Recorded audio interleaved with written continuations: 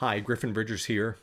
Whether you're new to this channel or a longtime viewer, a lot of the content I provide is to educate those who assist clients with tax and estate planning with some of the technical matters that can arise. So, a lot of what I provide on this channel isn't intended for the general public. However, there's one matter of interest, especially to financial advisors, for which I've been getting a lot of questions lately, and I think it would be helpful to address it here for the general public as well. And that's the question of whether an online estate planning document provider is sufficient for use by a client. Now, I'm not going to get into the weeds in terms of the pros and cons of those types of services because they've been around for a long time, and really what we're seeing is a new wave of providers who, as far as I can tell, are doing the same thing that's always been done. So that aside, I'm not here to judge providers or promote them. Instead, what I'm here to present is an issue I often don't see raised in the criticisms or promotions of these types of documents or services. And that is that in order to have effective estate planning documents, they have to actually be signed and in some states notarized as well. So when I say that, notarization is, in most states, the suggested or recommended course of action to have an effective document. And for some types of documents, namely wills, but also potentially things like living wills and medical powers of attorney, you may have to have two witnesses sign the document as well. So, simply purchasing the documents from an online service provider isn't enough. To have them be effective, they may have to be signed in front of two witnesses, or at least a notary, which presents challenges in a lot of states, especially in an increasingly remote environment where professionals are serving more and more clients remotely as well.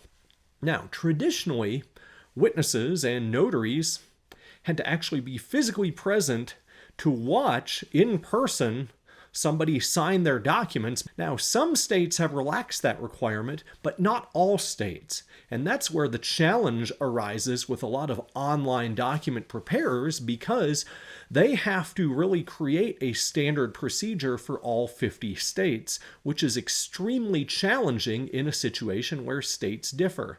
Now, like I said, the commonly accepted procedure and ceremony for executing a will and potentially other documents is to have printed documents with a wet signature where the creator of the document signs in front of a notary and potentially two witnesses if witnesses are required or recommended under state law. And when I say state law, really what we're referring to is the laws of the state in which that person lives or at least is present at the time that the documents are being signed. So that issue aside, I do want to note that this isn't all doom and gloom. Some states have started to allow what are known as electronic wills, which can be signed on a screen instead of being signed in paper.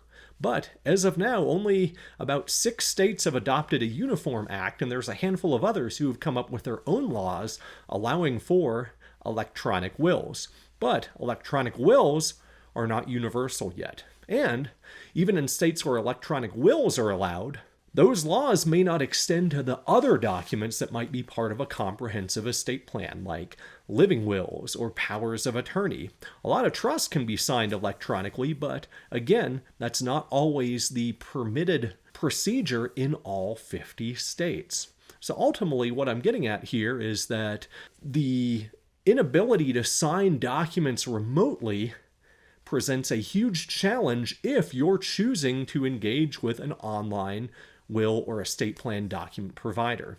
Now, beyond allowing electronic documents, only some states permit witnessing or notarization to happen over video or audio communication like Zoom. And in a lot of those states, especially from a notary perspective, Zoom may not be sufficient. In order for notaries to remotely notarize, they may have to use their own different platform and charge for those types of services. So ultimately, what does all this mean in the grand scheme of things? What it means is that, yeah, online document providers can be okay, but unless you are intentional from the outset about figuring out how you're going to have documents witnessed and notarized, then you're going to have an incomplete set of documents until you can overcome that obstacle. Now, I often have clients say, oh, it's okay, we can go down to the bank and have our documents notarized. Well, there's a couple problems with that. One, a lot of banks are now refusing to notarize wills and other estate planning documents. And two, for those documents like a will and sometimes powers of attorney and living wills that need witnesses, you have to find 2 witnesses to go with you to have the document signed. And here's where it becomes very important to choose your witnesses, because you can't have anybody witness who's actually named in the documents in most states. Instead, it has to be somebody who is disinterested. In other words, they don't have any interest in the will. They are receiving no property. They're not named as a power of attorney or a personal representative or executor or trustee. You have to actually have separate independent people to witness those documents, which can be its own challenge, finding the appropriate people to assist you with witnessing.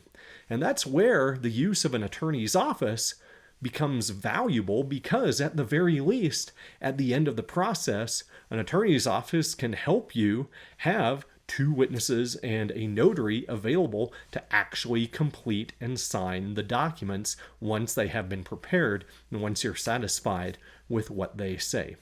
Long story short, if you're going to do this, make sure you know how to get things executed at the end of the process. Otherwise, you're going to be throwing a lot of money at documents that may be ineffective until you can overcome that obstacle. And if you are a financial advisor, you need to be prepared to provide those types of services in your office potentially if you want your clients to have adequate documents. And while there may be ways to work around that with remote execution and remote witnessing and even electronic wills, remember that's not the norm everywhere, and there's a lot of nuance to being able to determine if and when a client can actually use those types of shortcuts, I'll call them, to the traditional in-person type of procedures.